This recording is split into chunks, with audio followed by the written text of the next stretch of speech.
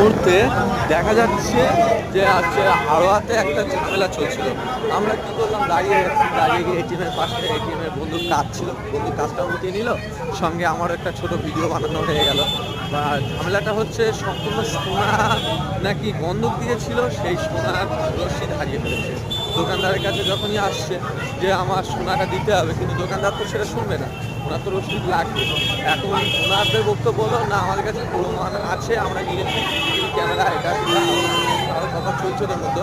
ভিতরে অবশ্য আমি দেখিনি, বাইরে থেকে ভিডিও করছিলাম।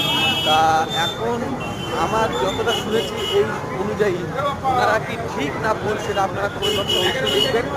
আর এটা হচ্ছে হাওড়া পোপার এটিএম, এসবিআই ব্যাংকের নিচেই এটিএম এর পাশেই হচ্ছে যে সোনার দোকানটা আছে। দোকানটা দেখতে নামটাও দেখে দিয়েছে আপনাদের।